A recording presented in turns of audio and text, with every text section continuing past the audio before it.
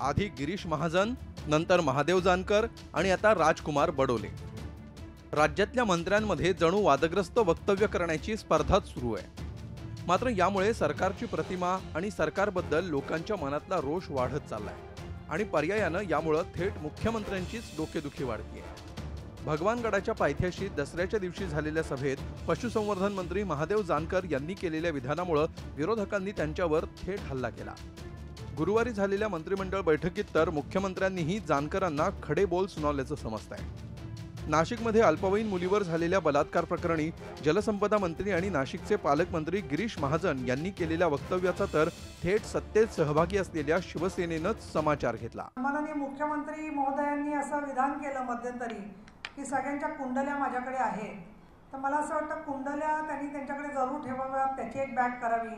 परंतु प्रवेश घेत असताना त्यांच्या लोकांचं त्यांची पोलीस रेकॉर्ड जरा तपासून घेतली तर जास्त चांगलं होईल। जोपर्यंत ते सत्तेच्या आधाराने कार्यकर्ते दंगल माजवत राहणार आहेत, तर का नाशिक शांत होत नाहीये याचं कारणच हे आहे की सत्तेच्या आश्रयाने भारतीय जनता पक्षामध्ये ज्या समाजकंटकांनी आधार मिळवलाय ते लोकच हे दंगली घडवतात असं आम्हाला दिसतं आहे। गिरीश महाजन आणि महादेव जानकर यांनी केलेल्या वादग्रस्त वक्तव्यामुळे उडालेला धुरळा खाली बसतो न बसतो तोच सामाजिक न्यायमंत्री राजकुमार बडोले यांनी आगीत तेल ओतलंय।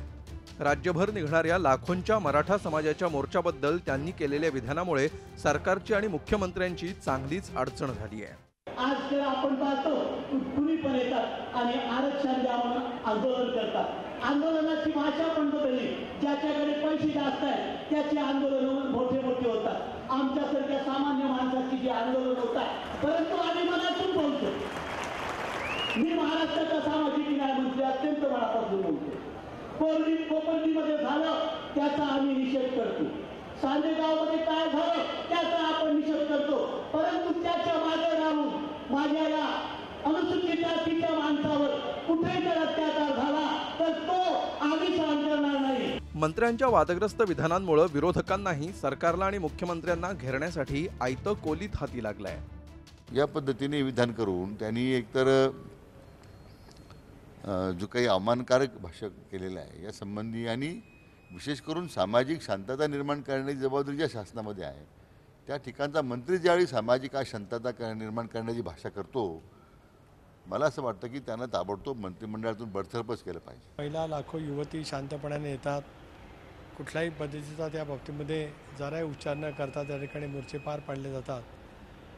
त्या संदर्भामध्ये काहीतरी रसद पुरवली जाते अशा पैकीचं वक्तव्य करत हा एकतर त्या तमाम भावनांचाच अपमान करण्याचा एकतरीचा हा प्रयत्न आहे। सरकारच्या 2 वर्षांच्या कारभाराची सरकारनं एकीकडे जोरात जाहिरात सुरू केली आहे, तर दुसरीकडे मंत्र्यांच्या अशा वादग्रस्त आणि बेताल वक्तव्यांमुळे सरकारची नकारात्मक बाजूच लोकांसमोर जातीये।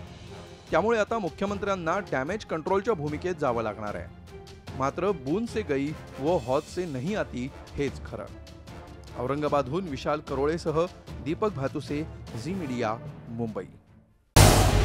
झी 24 तास रहा एक पाऊल पुढे।